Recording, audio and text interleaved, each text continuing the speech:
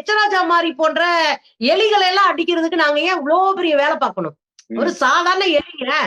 எங்க ஊர்ல ஒரு சின்ன கதை கூட இருக்கு. எலி அடிக்கிறதுக்கு துப்பாக்கி தேவையில்லை, விளக்கமாறு போதும். ஓங்கி அடிச்சா செத்து போகும். அது மாதிரிதான் எச்சராஜா போன்ற ஆட்கள்லாம். பெருசா இவங்களுக்காக ஒரு பெரிய சட்ட நிபுணர்கள், பெரிய நீதிமன்றம், பெரிய போலீஸ அதை வச்சு அப்படியே இவரை கண்காணிச்சு இவரை பிடிச்சு அப்படிலாம் கிடையாது. வாண்டடா வந்து கூண்டுல மாட்டுது இந்த எலி. கண்ட மாதிரி பேசி, கண்ட மாதிரி எழுதி, கண்ட மாதிரி எல்லாத்தையும் பண்ணிட்டு இருக்கும்போது ஏதாவது ஒரு இடத்துல சிக்குவாருல்ல. தந்தை பெரியார் திராவிடர் கழகமும் திமுகவும் சேர்ந்து கொடுத்த ஒரு வழக்குல உள்ள போய் உட்கார்ந்துருக்காரு. இப்ப உள்ள போக போறாரு. அப்ப நாம என்ன கேட்கிறோம்னா, இந்த உதார் விடுறது, இந்த திமுறா பேசுறது, இந்த பார்ப்பன கொழுப்போட பேசுறதெல்லாம் எச்சராஜா நிறுத்திக்கணும். எப்போதுமே நமக்கு நல்ல வாய்ப்பு அப்படின்னு நம்ப கூடாது. ஒரு சில நீதிமன்றங்களும் ஒரு சில நீதிபதிகளும் நீதியின் பக்கம் நின்னாங்கன்னா எச்சராஜாலாம் அவ்வளவுதான் ஆட்டங்கண்டு போயிருவாரு. அதனால இந்த கெத்து காட்டுற வேலையெல்லாம் தமிழ்நாட்டுல வச்சுக்க கூடாது. அதுவும் பெரியார பேசிக்கலாம் தமிழ்நாட்டுக்குள்ள எல்லாம் நடக்க கூட முடியாது.